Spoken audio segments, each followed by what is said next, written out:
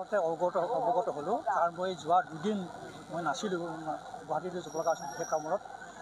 আজি ৰাতিপুৱা আহি মই কথাখিনি গম পালোঁ যে আচলতে এটা অভূতপূৰ্ব ঘটনা বুলিও ক'ব পাৰি, কাৰণ একেদিনাই 29জন শিক্ষকক চকজ কৰিছে স্কুল পৰিদৰ্শকে। গতিকে মই শুনিও অলপ হতবাক হৈছোঁ। যেই নহওক, এতিয়া আমাক যিহেতু মোক পৰিচালনা সমিতিৰ সভাপতি হিচাপে অধ্যক্ষ ডাঙৰীয়াক অৱগত কৰাইছে গোটেই কথাখিনি, গতিকে মই অধ্যক্ষ ডাঙৰীয়াক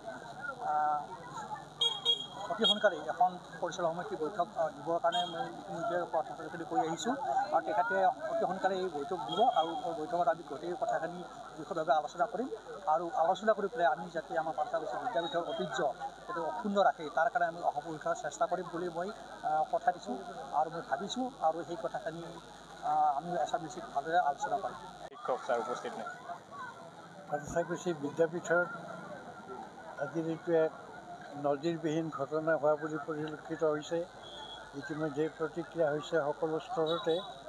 মই এজন পাঠ্যপুথিৰ বাসিন্দা হিচাপে আৰু এই পাঠ্যপুথিৰ প্ৰাক্তন ছাত্ৰ হিচাপে শুনি বৰ মৰ্মাহত হৈছোঁ, কাৰণ বিদ্যাপীঠ আমাৰ স্থানীয়ভাৱে এটি গৌৰৱৰ অধ্যায়।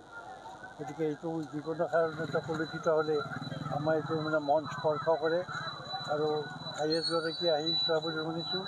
তেওঁ যিটো পাইছে সেইটো যদি তথ্যভিত্তিক হয়, সঁচাকৈ এইটো বৰ দুৰ্ভাগ্যৰ কথা হৈছে, আৰু আমি আশা কৰিম যে অতি সোনকালে বিভাগীয় আৰু তদন্তমৰ্মে দোষী উলিয়াই উপযুক্ত শাস্তিৰ ব্যৱস্থাৰ লগতে মই অনুৰোধ জনাওঁ, আমাৰ যি SMDC আছে, SMDCও এই কথাটো গুৰুত্ব সহকাৰে লওক।